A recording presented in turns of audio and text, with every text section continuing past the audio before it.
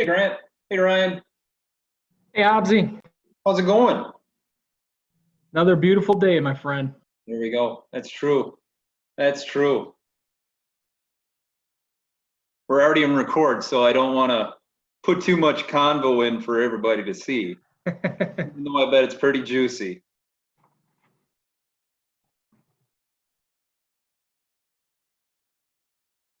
Hey Mike.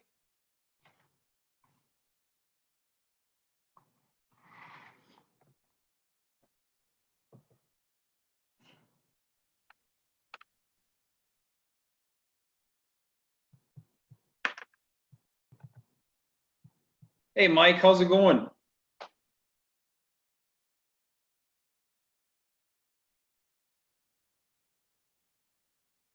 Tom, welcome.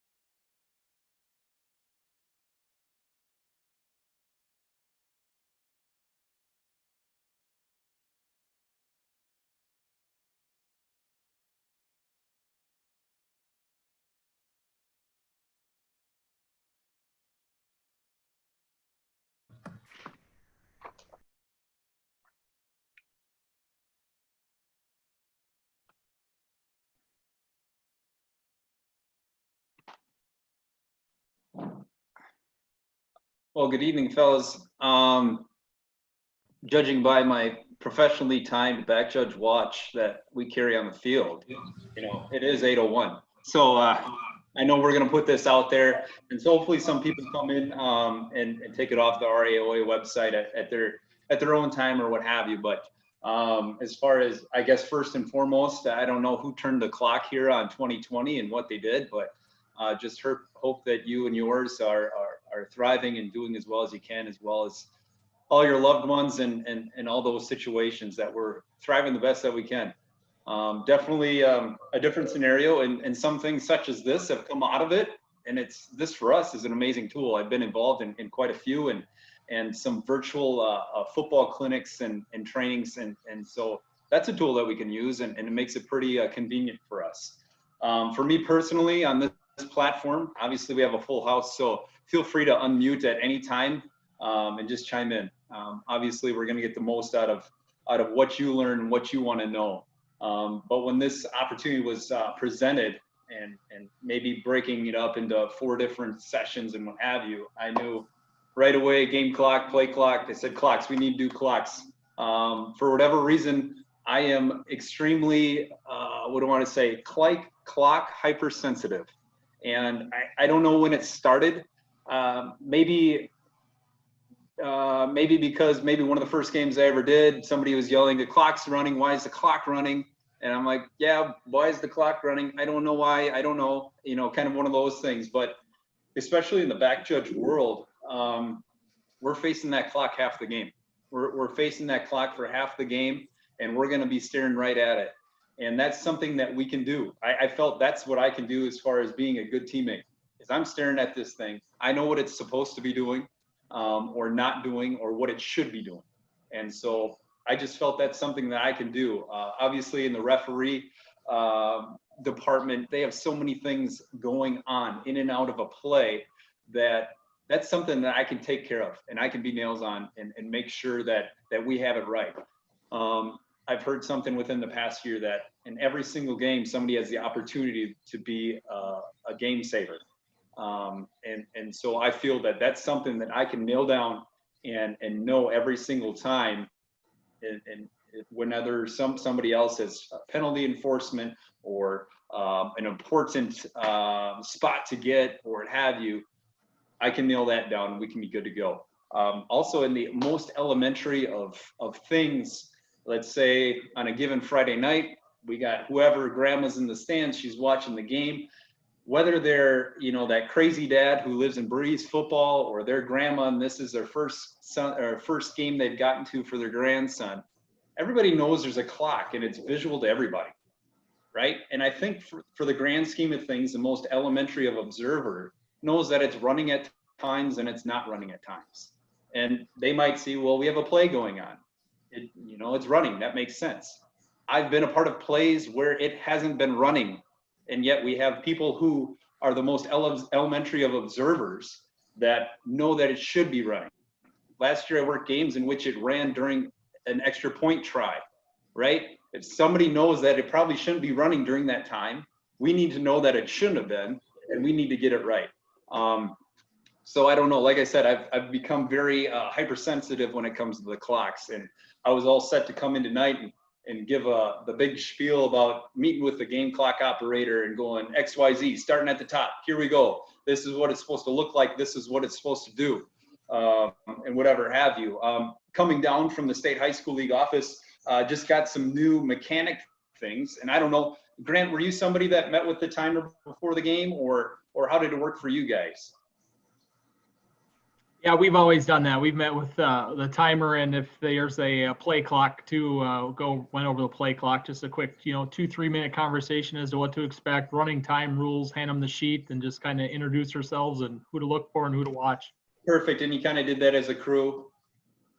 Yeah. Yep. And there's some crews that I knew that did it, back judge specifically. There's some crews that, the referee did it on their own. And then like in your case, yeah, your timer's here and we're all here. Why don't we, just get them what they need to know? But some mechanic changes that are going to come forward here, and we're going to get some amendments to them going forward. We'll get those. It says that the line judge at approximately 30 minutes prior to the kick and after the toss will meet with the game clock operator on or near the field to discuss timing rules and situations. So they're going to give them that running time sheet, and they're going to kind of give them the spiel. All right, I used to do it. All right, starting with the opening kickoff. All right, 12 minutes. When do we start that clock? All right, well, we start the clock when it's, when it's legally touched, right? Other than first touching by K. Well, if that ball goes 15 yards, right? Now it's a legal touch by anybody. First touching's off the table. And so that clock should be running. I know that's kind of maybe advanced special, but again, like I said, clock thing is kind of my thing, and we want to get it right. So the line judge is going to be the one that's going to be meeting with the timer and going through that, where the back judge will meet with the ball helpers. And then if there's a play clock operator, meet approximately 30 minutes prior to the kick and to discuss those play clock rules and situations. So like you said, Grant, if there's somebody who's running the play clock, the back judge is going to meet with them and run through that, because we know as back judges, that's our business, right? That's what we're going to handle. As far as the play clock goes, I'm trying to think outside of, I know Fillmore Central has a visual play clock, and Winona does. Am I missing anybody off the top of your head? Where else we might have one? Nothing comes to mind for me.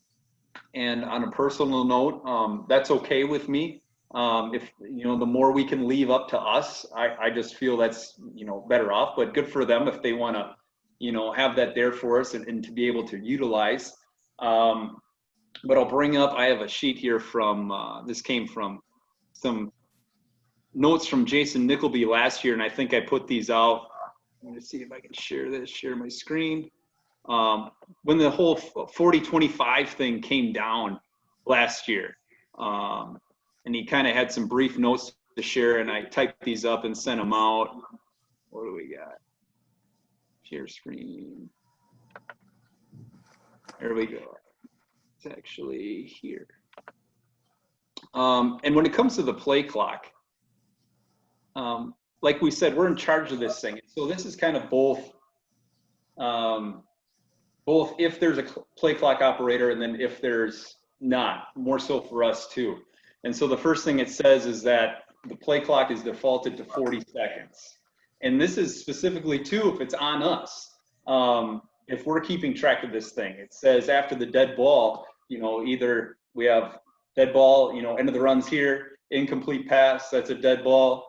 Stop the clock, obviously. If we have stop the clock like this, it's for an official's timeout, probably maybe for administering a penalty, or we had change of possession. However, for first down, we will have that 40-second play clock. It says, and give it a couple of seconds. It says after counting 1001, 1002, you're going to give that play clock a start here. And even on that, like I said, this is really in our hands. And on towards the bottom here, it talks about how, in the first 3 quarters down here, if there are no visual clocks and the back judge is keeping it on the field, we really don't want to delay a game foul, because what does it do? It delays the game even more, right? Because now we stop the clock. We're going to administer this penalty because it was accepted. Now the clock's going to start on the snap. So now we have delayed the game how many more minutes, right? Just by having this penalty. Now, with that being said, what does it say? If at all possible. Obviously, there's going to be scenarios where we're not going to give them 50 seconds, right? We're going to have a good delay on that 1001, 1002, all right, dead ball period. Now we'll start our 40. And then it'll count down, and then we know that we swipe with our last 5 seconds of this play clock thing. But these were right there. It says, we'll give that visible chop with the last 5 seconds of the play clock. And then we had that whole ready for play business. Now that we don't have the ready on every play, what does that really mean? And so when it comes into play for us, if we're not getting that ball spotted at that 25-second mark, we're going to need to rebump up to 25. If we get it spotted with 23, we're going to have to bump up the play clock back to 25 seconds. Where this might come into play is a long incomplete pass. We have to go get the ball, and then we bring it back. By the time we get it set down, it's at like 21 or something like that. Well, now we have to bump it up to 25. And so if we're working and there is a visible play clock, we're going to sit back there and we're going to give one pump and keep doing it until, you get their attention. And hopefully they will bump it up and they'll start it. And that's something you go over in your pregame, is that, these types of plays, and we don't have the ball set, be watching for me. I'll communicate with my R. I'll tell you on games, in which we do have visible play clocks, I'll get on my 020 anytime that I feel that we need to bump up that play clock. I'll say, hey, Royce, we need to bump, and he knows what I'm saying, and we'll bump up to 25. We need to get that. We need to get that attention up there, and then if we don't, and they don't reset it, well, then we're going to have to shut the play down. We're going to have to shut the play down, and then obviously, if we don't have a field mic, it might be hard by the time we get the message up to the booth. We'll hopefully just have to stand there and keep doing this, and they'll get the message. Hopefully a lot of this can be solved if we do have a visual play clock in that pregame and meeting with that timer. And you go through a thorough pregame. This document is out there on the RAOA website. We kind of concocted something together to give to them to walk through that timer and what they're looking for and what it looks like. So hopefully we cover that in a good thorough pregame. And then with that being said, you always have the people who are there that, I've done this for 45 years. Well, it doesn't mean you've done it right or you've done it well for 45 years. And so if I'm talking with a timer, what do I want to say? My dissertation is usually, I'm going to give the whole thing, right? I want us to get it right. And so if there are that 45-year-old, they probably don't have my attention very much, but I'm still going to go through that whole spiel. Or maybe it's somebody who's doing it for the first time, especially with this play clock business, because it was new last year. Say, Jeff? Hey, Mike, yes. I just want to throw in a couple things that I think are important for when the back judges look at that timer sheet is unlike NCAA where every field has a play clock, very seldom will you have a play clock. Right. So it's really important as you go through these mechanics that Jeff has spelled out there, that you keep track of what you do when there is a play clock and when there isn't. Specifically at the Dome last year, there was a crew or two where the back judge would do the arm chop. And obviously we have visible play clocks up there. You don't do the arm chop when you've got a visible play clock. The expectation is that the quarterback and the coaches are able to see the clock, so they don't need or want the signal from the back judge. And conversely, when you talk about bumping to 25, you've mentioned, and you have a little note there, that it's only if you have a visible play clock. So when you don't have a visible play clock, the back judge just does it, I assume, just resets the time to 25 and off we go. You don't really need to even alert the rest of the crew, do you? Correct, yes.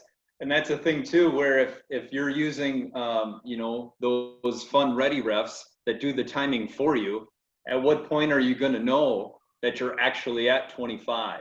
Because they'll buzz you at 10, and then they'll buzz at 5, right? And so on those plays, if we don't have a visible play clock, maybe those are the plays that you give yourself a couple extra seconds when you go and get that ball, because the offense is going to be doing what they're going to be doing anyways. It's not like, well, the ball went all the way over there, so now we have to take extra time to call our play in and things like that. So it like you said, it's not going to be as adamant that maybe we didn't get the ball set till 23. Just to throw out there, you used an excellent example where you're chasing down a long incomplete pass. In those cases, I would assume as a back judge, Jeff, that you don't even worry about delay a game because the game clock's not running. And Correct. If it takes you guys a really long time to get the ball set, that's not the team's fault. They're going to be ready to go. I assume you don't even pay attention. If you're ready ref's buzzing, you probably don't pay attention to it, right? Correct. Specifically when the clock's either the ball went out of bounds or it's an incomplete pass, you don't really need to fret about when you actually get the ball set. Correct. Yes, like Mike said, the ball or the play or the game clock is going to be stopped regardless. it's not of a huge significance at that point. If we take a few more seconds, like it said in the sheet, you know, we don't want to have these penalties within the first 3 periods if we can do anything about it. And so that'd be a case in point. Who's really gaining a huge advantage that took us 4 extra seconds to go get a ball over in left field. And then with that being said, we don't run into a ton of situations in which we do have this visible play clock. And so more often than not, it's going to rely on us. And so a big thing, especially going into last year, was to understand these 20 and 25 and 40-second situations. They say default to 40 because we're usually going to have an average play, 1st and 10. We're going to throw an incomplete pass. And so, yep, cool, that's great. So we'll give it a nice 1001. Maybe we're the ones wiping it out. 1001, 1002. All right, here we go with our 40, right? And we're timing this thing. And so more often than not, we'll have those situations. But other administrative stoppages or officials timeouts, other than those first downs, those are the times in which if we have a chop in with a ready for play, those are the situations in which we're going to have a 25-second ready for play situation. So those are listed on here. They're not all in there. We can go to Rule 3.6 if you have your rule book there, a little bit more detail. I think it says something to the effect of, where are we at? 25 seconds on the play clock following officials timeout, as in 357, except for 357B, where that would be awarding a first down. Will be 40 seconds on that one. And again, 25 on a 25-second play clock when you get chopped in, it'll be a little bit more punctual, but at the same time, yeah, we don't want these fouls if we don't have them. And so we'll be patient with that as well. But again, because there is no visual play clock, once we get down to 5 seconds left on that play clock, we will be visible here with our last 5. And if you do get down to 0, you're going to be at 0, and you look and see, take a look at the ball. Is the ball being snapped? We let it go. We want that play clock to be 0, and we have a delay there in which the ball hasn't been snapped. Now we have a foul. Do we want to investigate a little bit more with visual play clocks? I don't think so. No, I mean, if it comes up and anybody has questions, we definitely can go into that realm a little bit more. I did have a play with a visual play clock last year. I was fortunate enough to work a state semifinal game, and we had a change of possession. It was 1st and 10, and referee blows the ready for play, and it's stuck, and it's not moving, right? So I'm sitting back there just trying to get their attention by putting my arm up, pumping up. Hopefully it gets their attention to start it. Wasn't starting. 4 seconds later, shut the play down. I came into the referee, said, just tell the get on the mic and say, will the play clock operator please set the game clock to 25 seconds and start on my ready. Thank you. It's hopefully not situations that you have to do, but sometimes they come into play. And hopefully in situations in which we do have visual play clocks, we'll be able to get somebody's attention fairly easily, like that one. I know in Winona, they have somebody kind of run it by a radio on the sideline. She controls a handheld device. And so once in a while, we had to change it a little bit. And I would just get on the radio to my head linesman over there and just say, hey, can you tell Cheryl that she needs to bump it up to 25 and wait for the ready? So we kind of had an easy scenario there to work with if we had to change it with that. Say, Jeff, go ahead, Mike. Just one thing, speaking as an old R or XR, make sure as back judges, don't let yourself be surprised that there is a play clock. Ask your referee to check with the athletic director if whoever on your crew is in charge of contacting the AD. Make sure, especially early in the season, maybe a school has added a play clock that never had one before. You want to know that before you go there. And also pass the word around if as schools get added, I'm sure Kurt has Stewartville all lined up with play clocks by now. So, as schools get added, let everybody else know. You don't want to get down to the field and go, oh gosh, I've got a play clock tonight. And then your mind is scrambling a little bit to remember all the things you do differently when there is a visible play clock. Yeah, exactly. Thanks, Mike. And then definitely too, heading into that week, and we know that. Well, be ready before the season and know these rules and have them down cold. We have this sheet on the website. Send out questions if you have questions about it. But just this is a sheet that you can print off and take it to your meeting with your play clock timer meeting, and just walk through the sheet and just say, hey, this sheet is for you. Keep it. Let me know if you have any questions. Maybe you have to meet up at halftime and talk about a couple of things. But like Mike said, don't be surprised. And that's definitely something to put in the pre-week note to know what you're kind of game planning for on that note. So good with that. As we move to game clocks here, like I was saying, it was good that there was some cleared up. It made me, that whole mechanic of the line judge is going to talk with the timer, and made me kind of research back and see, who was supposed to do it in the first place and whatever else. And it talked about in Mechanics Illustrated by the State High School League last year. It talked about how it said actually that somebody should keep it on the field, and this is going to fall on the line judge.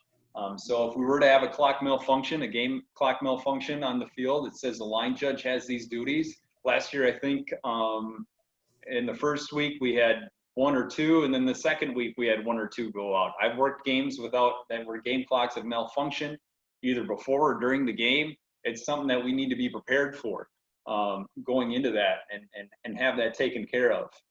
I think, and like I said before, looking in some NFHS manual, it talked about the referee designating the official score person, whatever. It's just nice to see here's what we're going to do, and that everybody's on board with that, so we can go here and there, and the line judges can congregate and talk about what we're going to talk about with the game clock operators.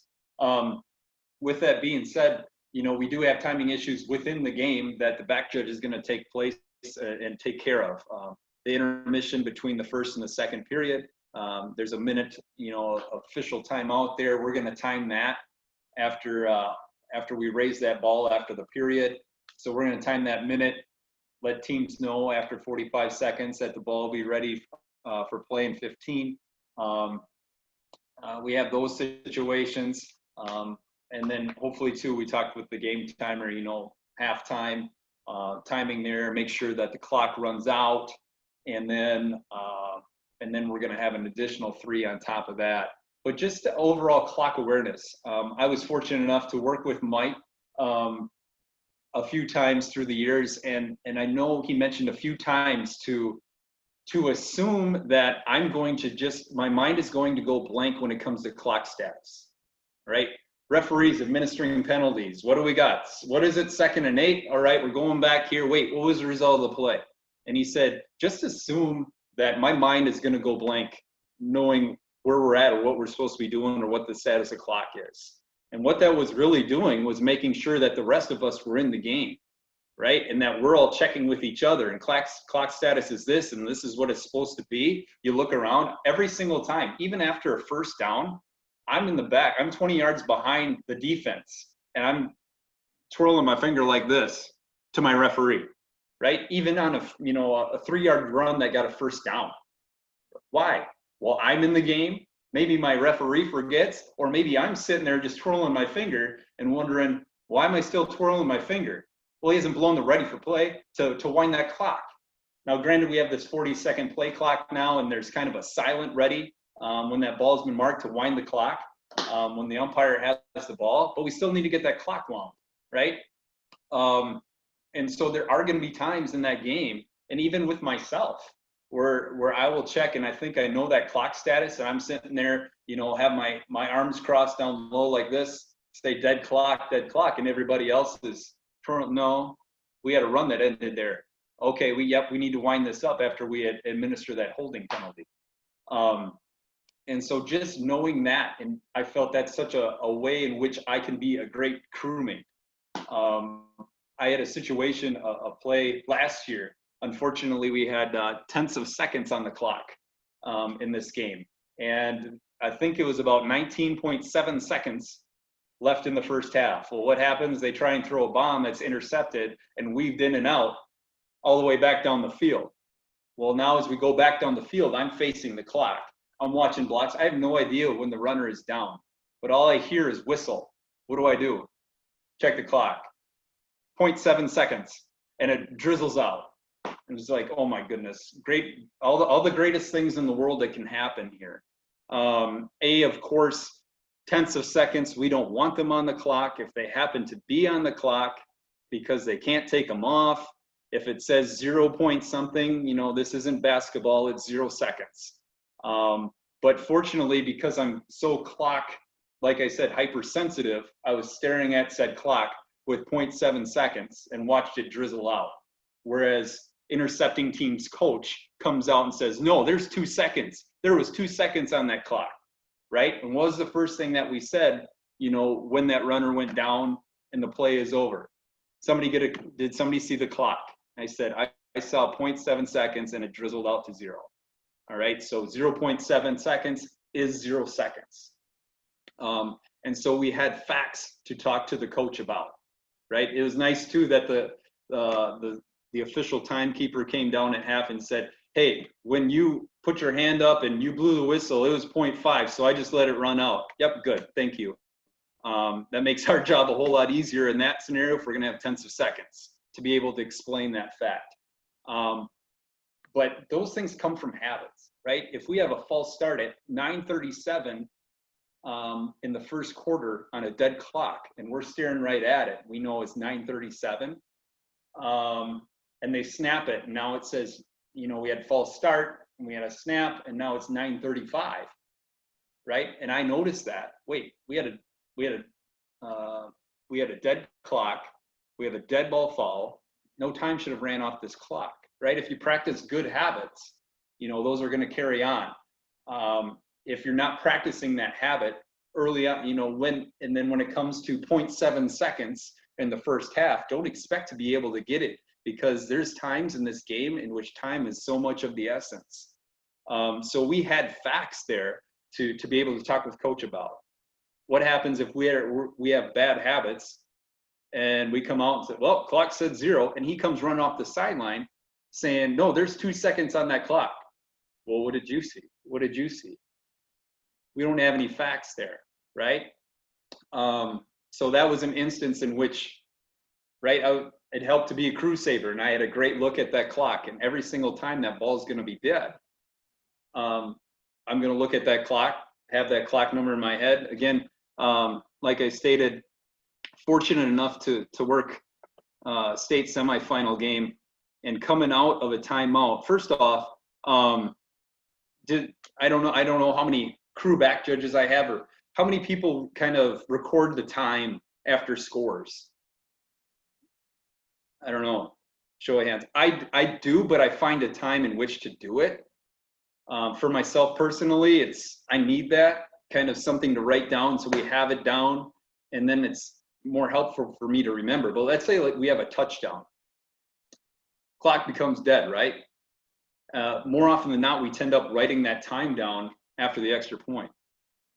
Well, the time really matters on the touchdown, right? Scored a touchdown, 9:37 on the clock. And so I'll look at the clock after the coast is clear, and I'll just try and remember a digit or 2 digits, right? 37, 7, something like that. Right, as I go back down, I'll actually audibilize it too. As I go back there, maybe my umpire comes back there with me for an extra point. I'll just say 9:37 out loud, just so I have that in my head, right? And then we, have our extra point. Maybe have that number 7 in my head. I look back at the clock, 9:37, perfect. I'll write it down in my card, 9:37, 7-0. As a crew, we'll actually get on the radio as well. After the extra point and say 9:37. Sometimes somebody gets on after the touchdown and says it. I'll tell you, last year I worked a game in which 2 different times they ran the time on the extra point. Now, like I said, everybody who knows football knows that it's not supposed to run during that time. And everybody in the stands knows it, or maybe they're cognizant of it, but we're out there and we don't realize it. Like I said, I'm a little bit hypersensitive to this thing, but it's just something that we can get right. And the more often you get this right, it just seems like you guys really know what you're doing out there. And to get that right. As I stated, fortunate enough to work a semifinal game. There's a play in here right before the half. Where am I at? 108. And they've got 4th and forever, right? They've got 4th and 22. Hopefully it loads here for us. There's 3rd and 22. It's a play right after this. They're coming out. It's 4th and 22. So obviously in a high school game, you line up for a 52-yard field goal, right? Luckily, they called a timeout right before this. I mean, luckily, yes, not luckily, but what do you do on a timeout? You write down the time, right? 109. Wrote it down on my time card, right? 109, 109. So we're going back to cover this field goal. And nice enough, they have clocks everywhere in this place. And so there's another clock down here on this side. And so run through the play here. He actually ends up making it. Great kick. I think it's 2nd or 3rd longest in school history or state history. But watch the clock. All right, so we come out, good, it's good, right? Hey, we're good. I get the ball here from Guy, and then I look downfield, and I look at the clock, and I'm like, 109. That's not good, right? It's a 4th down play. We have a scrimmage play. Clock needs to run. So I get on the radio right away, just say, hey, you know, Rice, we didn't have any time run off on that situation or on that play. In a regular situation, you know, we get on the horn, say, you know, yeah, 52-yard field goal. How often you see those, right? You just like, no time ran off, and you say, all right, well, we need to take some time off here, maybe 5 seconds or whatever it might be. And so you need to communicate with both sidelines saying, hey, coach, no time ran off on that play, and it should have. You know, we're going to take 5 seconds off. Luckily, in this game, everybody is there, and we have all this technology and whatnot. You know, I said, hey, maybe let's go talk to Matt. Matt was our replay guy on the field. He kind of looked at us pretty weird when we came over to him after a field goal. But, you know, it's just one of those times. It's pretty, it was a big situation. And so if you don't practice those things and become of habit, you know, we would have let this one maybe fly by us. I don't know. But like I said, I'm a little bit hypersensitive of that. A lot of them, too, deal with like onside kick situations in which it's dribbling up the middle and R comes up and they touch it. Well, we had a legal touch, so it should be winding, you know, but it was after a score. So what was the time on your card? And after the dust settles, if you didn't, you know, you weren't pristine enough like me to wind that clock on that first touch, you know, just kind of piece it together and say, hey, you know, we did have a legal touch by R, and then his buddy over there jumped on the ball. You know, it's probably about a second, maybe 2. Let's take 2 seconds off this clock and go from there. Anything else as far as game clock importance that you have any questions or anything about right now? We're sitting at about 35 minutes.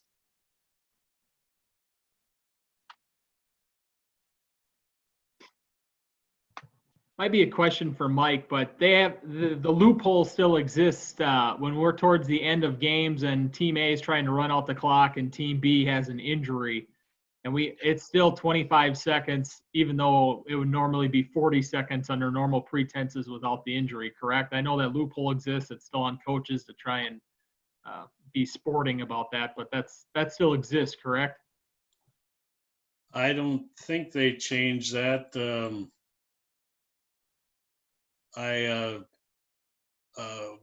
They've posted the changed rules for this year, I believe. I'm trying to remember if they changed that. Does anybody recall? In NCAA, they take care of that by making it 40 if it's an injury by the defense or the helmet coming off by the defense. Anybody recall if that's a changed rule this year? I can quick double check. Has everybody seen the list? Yes, but that one doesn't come to my memory right now, seeing something of that nature. yeah, something we can double check on. But yeah, that's where you're depending on the integrity of the coaches, and I don't think a typical Minnesota high school football coach is going to tell one of his kids to fall down. I don't believe that'll happen even with the bigger schools. I don't see it happening at all down here. I don't think it will happen in the state. I just think the coaches have too much integrity, and I think they sort of police that with each other. I would think that they, would make it clear to their opponent that wasn't cool and would spread the word. But that actually would be a very good rule change, and it's one that I wish they would make, because it just takes away, even if it's inadvertent, why should you gain that 15-second advantage, right? Now, maybe you wouldn't have even needed to snap the ball.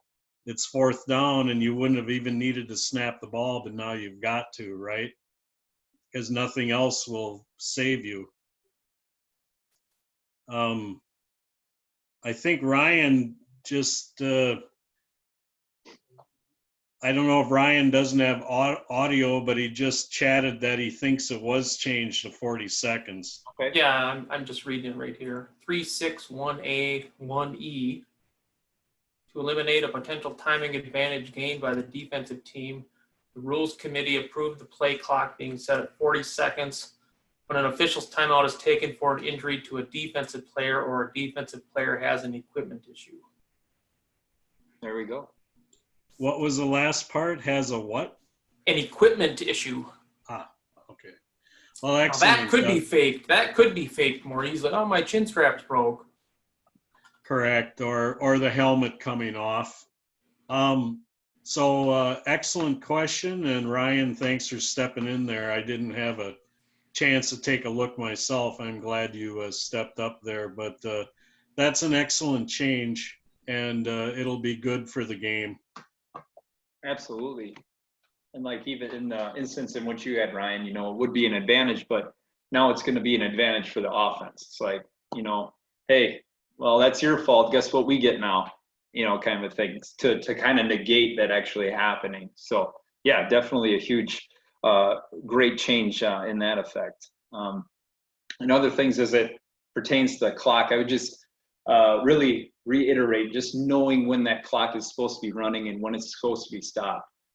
Like I said, when working with Mike, the times that I did, I bet as a referee, there was nothing more reassuring than him backing away and maybe like, what did happen? And he looks up and he sees 3 fingers around the horn doing this. Yep, that's what I thought too.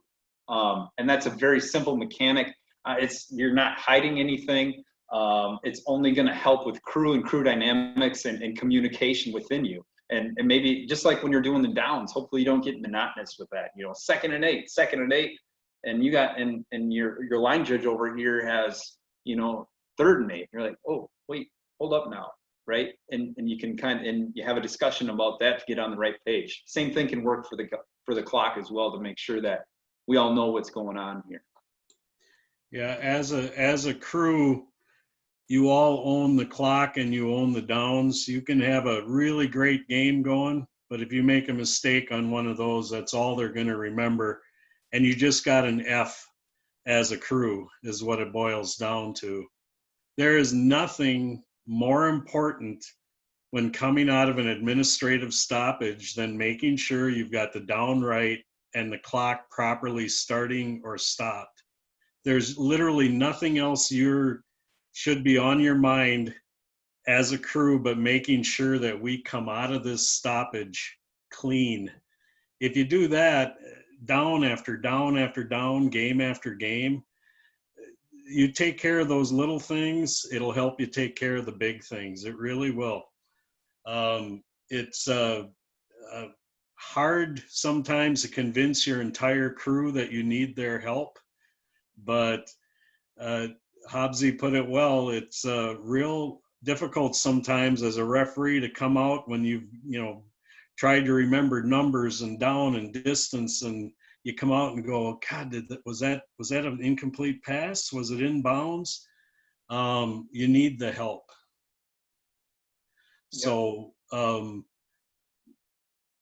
make sure your crews own it, that you own it personally, and don't hesitate to raise the issue if you think something's wrong. The other 4 guys are sure it's third down, but you're positive it's second. Stop things until you figure it out, because if you try to rush through it, they're just ask the guys who've lost a down or given an extra down. It's something those coaches will never forget, and you'll never forget. Take the time to get it right. Absolutely. And there's multiple stories out there, and I've been included, as far as we had consternation of which down it was. We went over and found the nearest stat person. Say, what were the last 3 plays? What were they?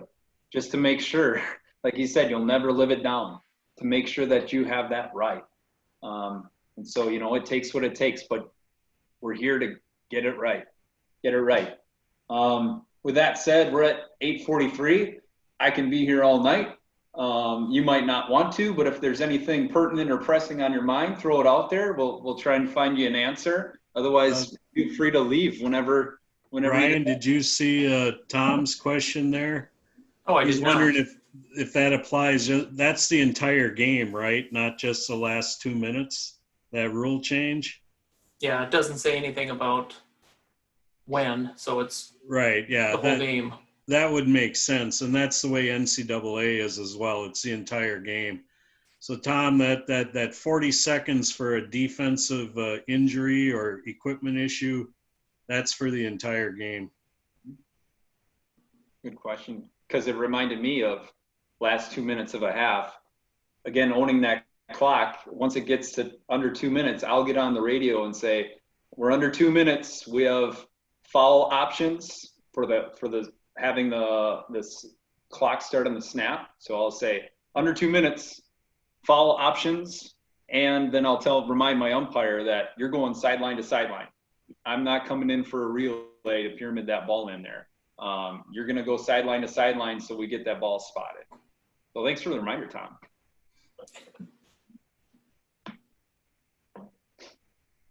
So who of these new guys have never back judged ever? Besides Tom. Kurt hasn't either. It's brave of you guys to even think about doing this, because you don't get back judge experience except at the varsity level. Right. You know. We'll be asking a lot of questions. Good. Yeah. You won't learn if you don't. You will not learn if you don't ask the questions. And that will help us all. In between meetings, Tom, anything that just kind of didn't make sense with what we were saying here, yeah, just send it out. What did you mean by this? What was going on there? I tell you, it takes a real special person to jump in their first game as a back judge.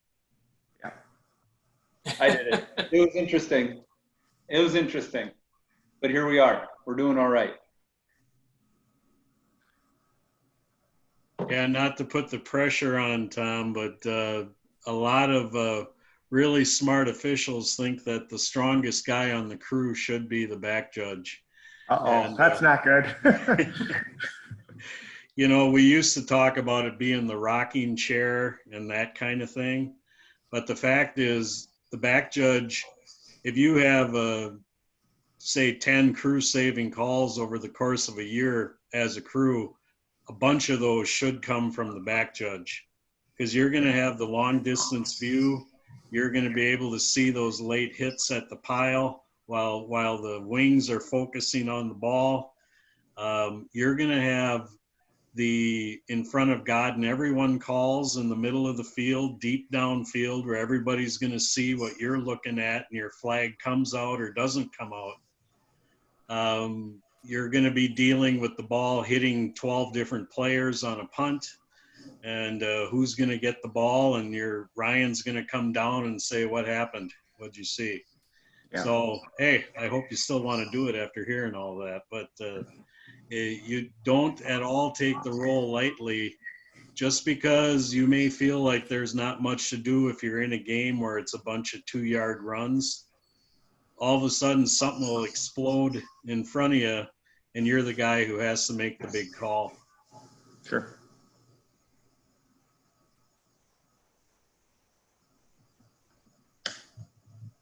Yes. One question that I've always had, being a back judge, you see a lot of the hits like you guys talk about downfield. And, one of the things that I always think about is the helmet to helmet, right? And you've got a bang, bang play. And, to me, if the runner is going his normal course and gets chopped in the head, helmet to helmet, that's an easy flag. But you get the occasion where the runner dips quickly, safety or whatever, dips quickly, you get that big loud noise. And I mean, the instant is obviously safety and throwing the flag, but you got to look at fairness too. What do you guys think of that? I mean, what's your thoughts on that? $1 million question. That's why you make the big bucks, Tom, right? And that's why it all comes into this thing called judgment, right? Sure. And in the high school game here, we have a few different helmet contact fouls, illegal helmet contact. In the scenario that you're talking about, we're probably looking at targeting would be the foul. And just straight out of the book, targeting is an act by any player who takes aim and initiates contact against an opponent above the shoulders with their helmet, forearm, hand, fist, shoulders, etc. And so right there, you're going to make your $1 million by ruling the judgment of, do you deem per definition that was targeting or not? And that right. is, and like you explained that question with the runner coming low and he comes low and whatever else. Or a dip by the runner, right? I mean, who's initiating the helmet then, right? I mean, at the last second. Yep, and Mike can attest to it. I've sat in watched this play, and you got 50 opinions on this side, and you got 50 opinions on that side, and you got no calls down the middle, right? Sure. Yeah. And it's just one of those things, Tom, that you're going to have to see over and over and over again, and you're looking for indicators of, was this really a targeting action by this defender? And that's a big one too, is picking up the defender on those situations. Like you said, maybe it's a pass across the middle. They call them bricklayers or brick carriers, right? It's coming this way. You can already kind of see it lining up. That will help you out a ton. But in the context in which you just explained it, you got just that snap judgment to put a definition on it. Sure. Was it? Yeah. You'll learn more from the ones you don't call. Sure. You'll think, I should have called that. That's what I think. And I probably said this to you, or I said it to everybody else. We're not defense attorneys explaining why something wasn't illegal when everybody can see that was a foul. It's a safety foul. So I'd rather you flagged it and we talked about it than you didn't flag it. Kids hurt and everybody's, up in arms now. Sure. Because whatever happened already happened anyway. If he's hurt, he's hurt. But we need to see that and try to prevent it. The flags will prevent more than talking to him will. Kind of along those lines, I heard something good this year, especially when it deals with safety fouls. Don't try and talk yourself out of throwing a flag, more so than putting the flag on the play, especially with these high schoolers in the safety situation. Don't try and talk yourself out of throwing a certain flag for something. But obviously every play is different, and you're just going to have to get paid your $1 million, and that's why you ruled it the way you did. Yeah, I think the state high school league, the way they put it is, if in doubt on a personal foul, it's a foul. If in doubt whether it's an ejection, it's not an ejection. An ejection is a big deal. They lose that game and the next game. So you want to be sure that this was a flagrant foul or it met some other criteria for ejection.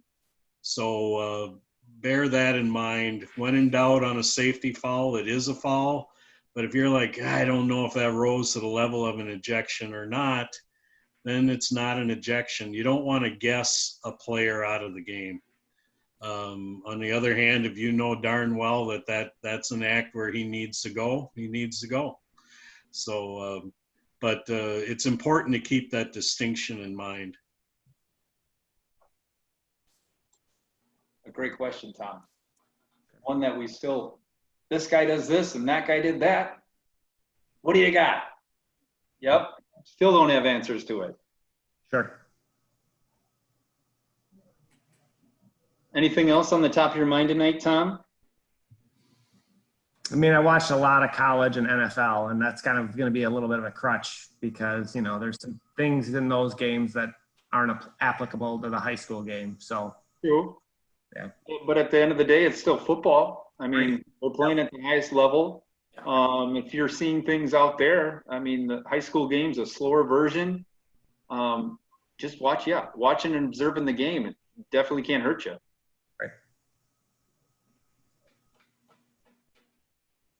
What do you guys think about hustling as a back judge? I mean, you don't want to run yourself out of something or run into something. What are you kind of keeping as your cushion, Jeff? Cushion, Brand. yes. Good question. As far as, so we're sitting at 20 yards behind the line of scrimmage, right? And we've got our key, and you're reading your key. So let's say my key is this tight end on this side. So I'm going to read what he does if he's threatened, so to speak. If it's a wide receiver off to split out and there's no threat over there, I'll peek in at the tackle and I'll get a read off of that. As far as if he's firing out, we have a run play, right? If he's popping back, we got to pass. 20 yards, it's a good amount of space, but at the same time, I mean, these are high school athletes, and I'll say that, no, I won't say that. I'll say I'm not a high school athlete, right? And so if I read pass, I'll read these routes and I'll give from there because we want to keep everything in front of us. But if we read run, we stay put because I'm just always a huge believer in you moving with purpose, because the more that you move, the greater the likelihood you might move yourself out of position. And the whole time you're moving, your head's doing this and you're not zoned in and focused on what you need to be focused on. So the big thing for me would be move with purpose. Moving's fine if it's going to improve your angle, your position to judge on this play and rule accordingly. As far as side to side motion, we're getting more leeway there. As far as the hashes aren't picket fences anymore, you can't go over there, right? But if it's a deep pass on that third of the field, yeah, I'm going to trek over there. I'm going to go over there. But as far as the whole hustle situation, yeah, we love hustle, but during a given play, stay still as long as you can, focus, and then you move with purpose. You give ground when you need to give ground so you don't get beat, so you can have that cushion. After dead ball period, I still will just sit, gate, wide angles, right? That's when the bad stuff's going to happen. Somebody's coming this way and does that, right? Dead ball, the least important thing is to make sure we got to get this ball from point A to point B as fast as we can, right? That's kind of the least important thing on the radar at that point. Just relax, soak it in. When the coast is clear, you hustle up to form that triangle to get it into the umpire. So you use the word hustle. We like hustle. That's, you want to see that on the field. And I think a good adage is if you're going to take on the field, if you're going to move 5 yards, do it fast, right? Don't walk, don't trounce around. Wherever you're going, hustle. But realize why you're hustling, right? Why are you going to where you're going? Even at the end of the play, a 3-yard run right up the middle. The back judge didn't do much on that play, right? As far as movement, but maybe take 3-4 hard steps in to kind of accordion in that play a little bit. Dead ball, hey, play's over, guys. 2nd and 7. But yeah, good question, Ryan. I don't know if it answered it very well. Well, it's good. You guys may tend to want to feel like if you're not running, you're not doing anything, and that's you don't want to do that. You don't want to be, the guy's tackled and you're 3 yards away. You don't want to do that. Absolutely. The big word there, or the big phrase is move with purpose. Why are you going somewhere? You're going hopefully to get a better angle on what you need to rule on. And so that's where you're going to hustle. Yeah.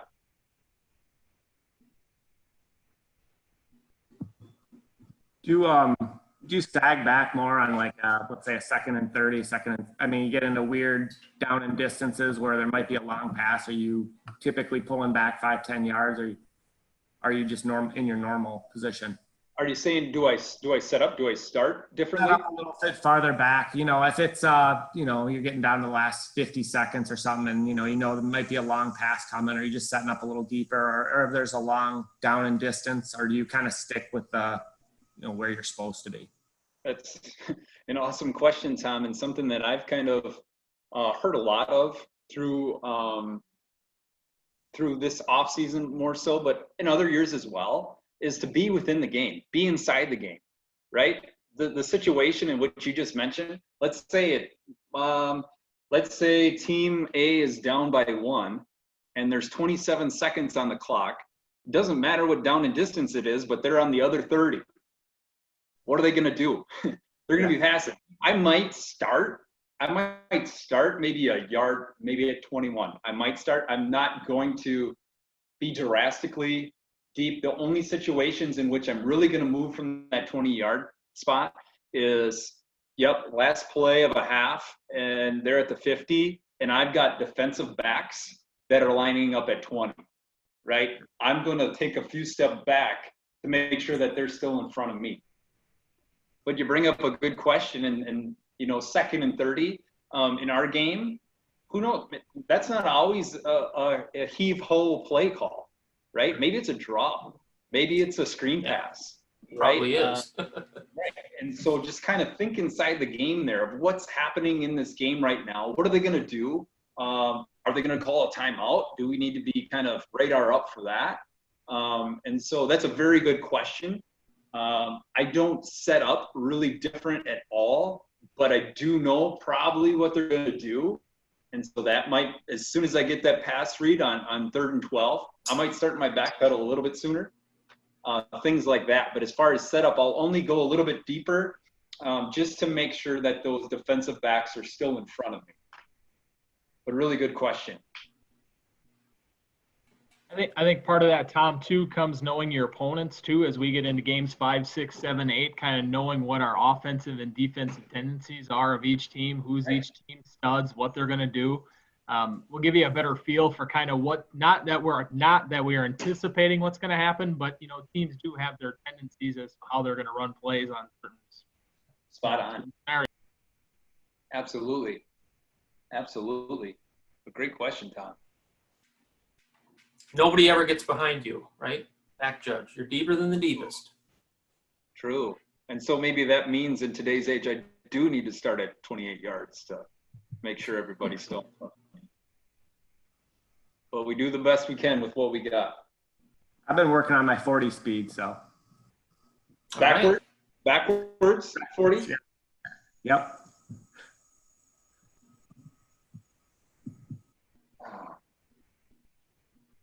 Well, good. Anything else out there for this evening? Good job, Jeff. Well, I appreciate it, guys. You made history. All right. Thanks for doing this. This is very helpful. RAOA history. Way to go. When's our next one? Yeah. Well, we're scheduled for 2 weeks from tonight, so I might send out a little feeler to know what you guys kind of might want to talk about. But in the meantime, for sure, if you have any questions, just send them out. Anything that we kind of talked about tonight, I know is pretty fast as far as play clock stuff. And if we have a play clock on field, if we don't, I mean, that's kind of an art in itself. So feel free to reach out. Other than that, for me, it would be a little helpful if we just kind of reviewed keys, in position games, just have all these different formations, and that'd be helpful just to go over it and hear it versus reading it, Yeah, absolutely. Definitely could come up with some stuff for that, for sure. For sure. Well, in the meantime, thanks everybody. Thank you. Be well. Thanks, Mike, and hopefully see you again soon. Good job. Thanks, guys. Thanks, Hobbs.